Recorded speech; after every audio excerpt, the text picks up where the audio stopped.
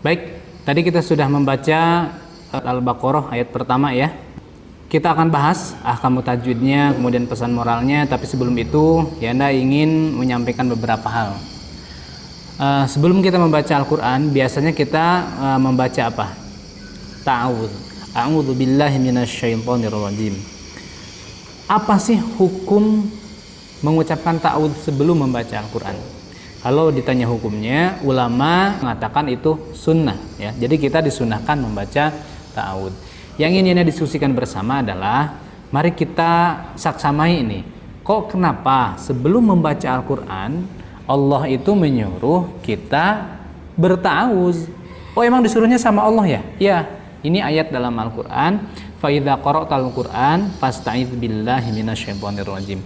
Jika engkau membaca Al-Qur'an, maka ucapkanlah ta'awudz kata Allah. Nah, mari kita maknai bersama.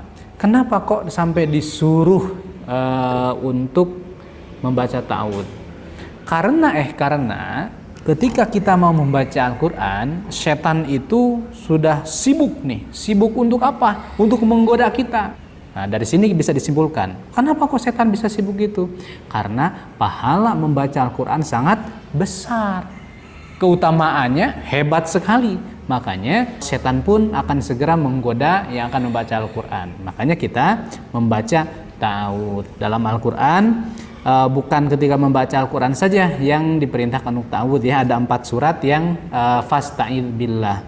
Ada di dalam surat yang lain, khudil afwa wa'mur bil urf, ketika kita mau menjadi pemaaf untuk amar ma'ruf itu godaannya besar, maka kita baca ta'awudz. Dan ada ayat-ayat yang lainnya. Anda semua, jika kita setelah membaca Al-Quran, setelah selesai membaca Al-Quran, apa yang biasa kita ucapkan? Shadaqallahul azim. Sepertinya itu yang sering kita lakukan. Apa sih shadaqallah? Atau disebut dengan tasdik.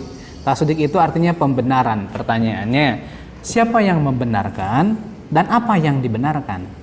Nah, maksud di sini ketika kita selesai membaca Al-Quran, kita mengucapkan tasdik, kita yang membenarkan isi dari Al-Quran. Itu konsepnya ya, tasdik.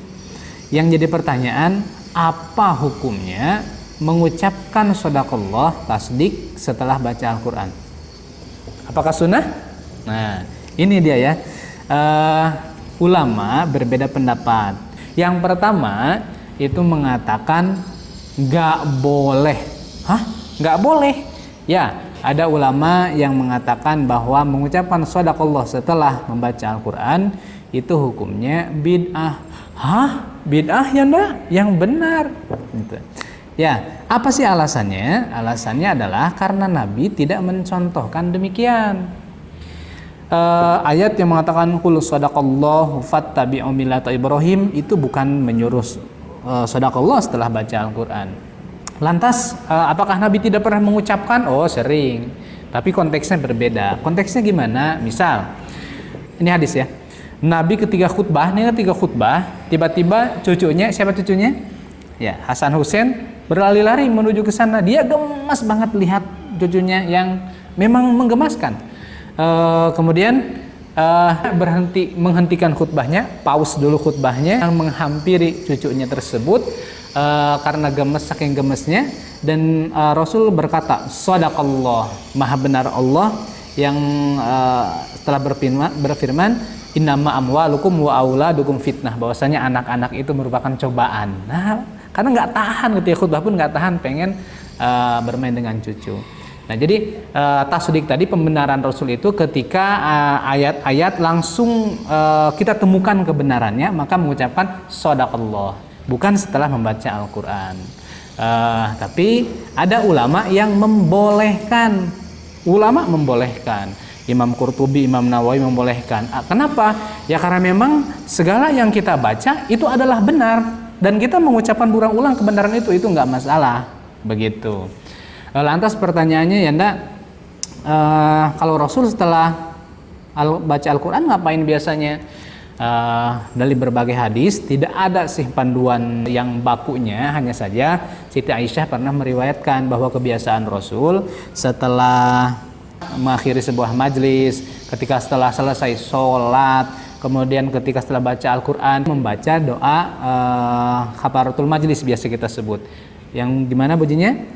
Subhanakallahumma wa bihamdika asyhadu an la ilaha illa anta astaghfiruka wa atubu ilaik. Itu yang biasa Rasul ucapkan. Lantas gimana nih Yana, kita sudah biasa mengucapkan shadakallah, nggak apa-apa ya, nggak apa-apa. Justru yang Yana sampaikan ini di jenjang SMA supaya sudah mulai tahu perbedaan tadi. Tujuannya apa?